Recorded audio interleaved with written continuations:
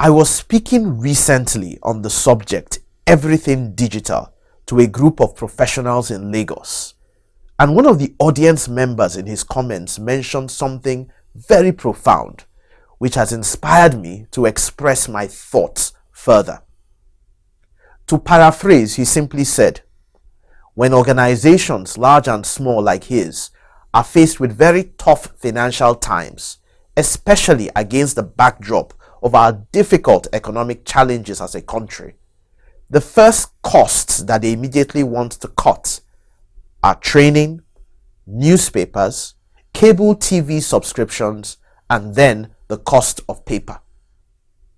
Interestingly, these items represent the core investments that organizations make in developing their people, save for paper, which I agree we should cut, considering that it will be saving more lives by doing so.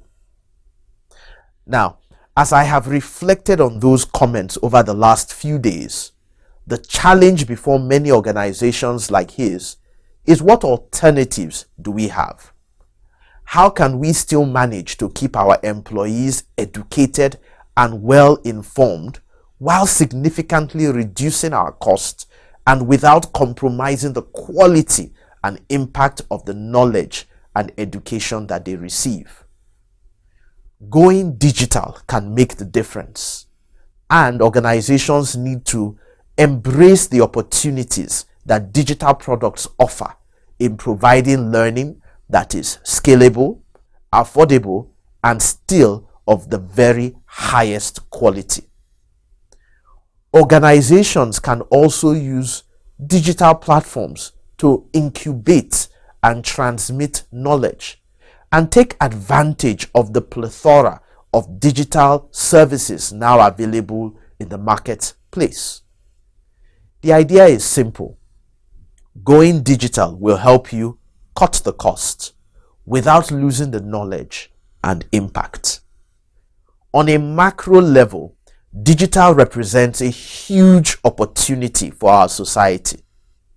Technology that has been originally developed in Europe, Asia, and the Americas can be easily tweaked and modified to suit our local content and context here to produce solutions that can serve our markets and our needs at significantly lower costs, reducing our dependence on foreign exchange and potentially creating an opportunity to export made in Nigeria digital products to other African countries who share our context and content and may not be facing the currency and financial crisis that we are facing at this time.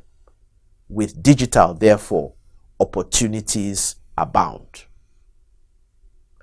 Over the last few days, I saw the front cover of a leading Nigerian newspaper, where the newspaper's publisher spoke about the rising cost of newspapers and how some newspapers had begun to pass the cost of their print versions to their readers and advertisers. You see, with the evolution of digital newspapers, and I'm not talking about reading snippets of the news off different websites, readers can now enjoy the full digital PDF versions of leading Nigerian newspapers.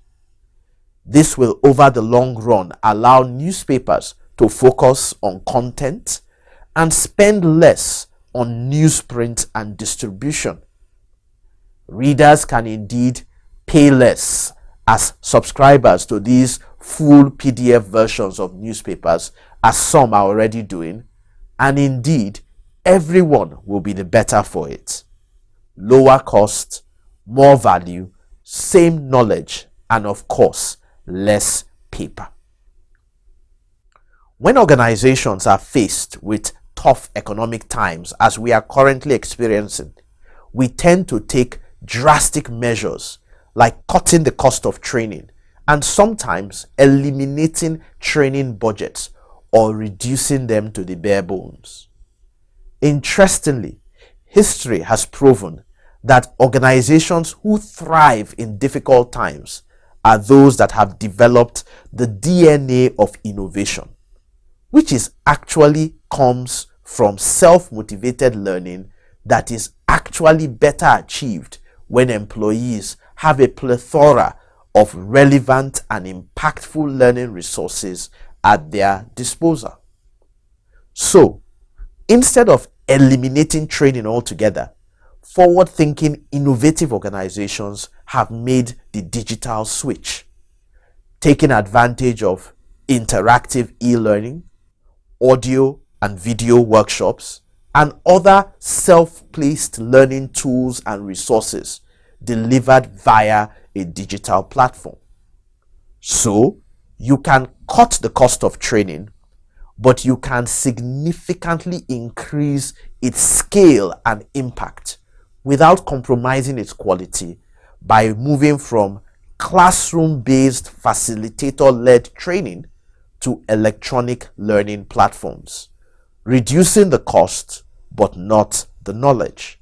The challenge is that a lot of electronic learning content is still imported, draining our limited foreign currency reserves and adding pressure on our falling naira. So there lies an opportunity to make the digital switch, but to do it made in Nigeria.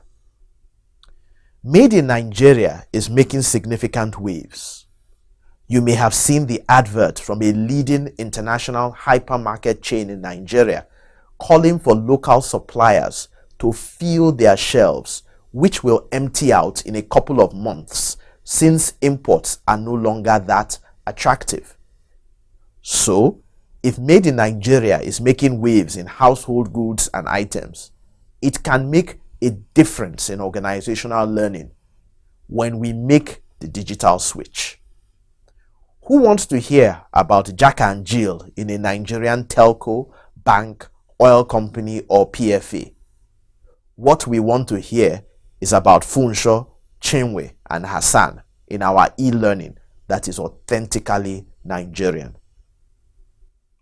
Overall, in these tough economic times, making the digital switch in as many aspects of your business and personal life can help you to cut the cost without compromising the knowledge, quality, impact, and value.